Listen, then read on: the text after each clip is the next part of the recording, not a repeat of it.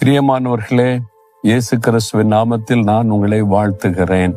இந்த நாள் எப்படி இருக்கு? நல்லா இருக்குதா? காலையில ஆண்டவரை தேடுனீங்களா? ஆண்டவரோட பேசினீங்களா? ஆண்டவரை நான் என்ன செய்யணும், எப்படி செய்யணும்னு விசாரித்தீங்களா? நான் சொன்னல, தாவீது அப்படி விசாரித்து கர்த்தர் சொன்னபடி நடந்ததுனால ஜெயம் பெற்றார். அவருக்கு விரோதமா எழும்பின யாரும் அவரை ஜெயிக்க முடியல அப்படிலாம் நம்ம பார்த்தோம்ல. இந்த இடம், நான் நின்று பேசுகிற இடம் எபிரோன் என்கிற இடம். இஸ்ரவேல் தேசத்தில் உள்ள ஒரு பெரிய பட்டணம் இது. ஆபிரகாம் வாசம் பண்ணின ஒரு இடம் இது. தாவீது ராஜாவாக்கப்பட்ட, முதலாவது ராஜாவாக்கப்பட்டு 7 வருஷம் அரசாட்சி செய்த ஒரு இடம் இது. சரி, இந்த நாள்ல ஆண்டவர் எனக்கு என்ன வார்த்தை வைத்திருக்கிறார் அப்படின்னு நினைக்கிறீங்களா?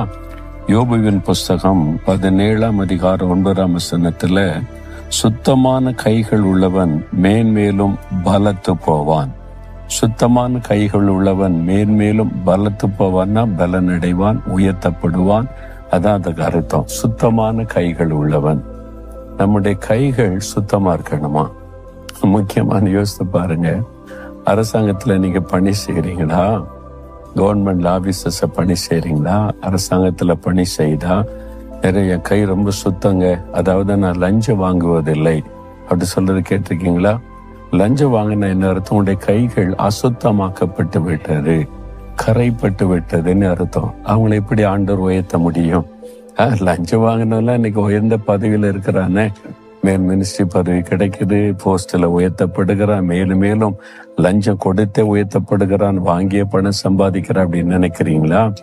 உலக பிரகாரமா உயர்த்தப்படலாம், நிம்மதி இருக்காது, சமாதானம் இருக்காது, பாதுகாப்பு இருக்காது.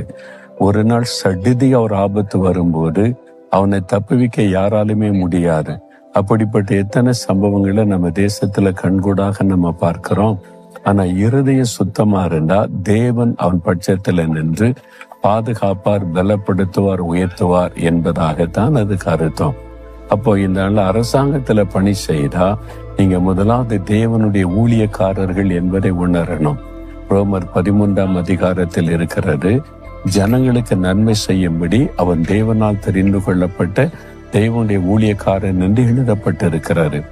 எனி டைப் ஆஃப் கவர்மெண்ட் ஒரு ஆபீஸ்ல வேலை செய்தாலும், ஒரு பஞ்சாயத்து தலைவரா இருக்கலாம், தாசில்தாரா இருக்கலாம், அது மாதிரி கலெக்டரா இருக்கலாம், காவல்துறை அதிகாரியா இருக்கலாம், ஒரு கல்வித்துறை அதிகாரியா இருக்கலாம், விவசாயத்துறை அதிகாரியா இருக்கலாம். நீங்க எந்த விதமான அரசாங்க பணியில இருந்தாலும் நீங்க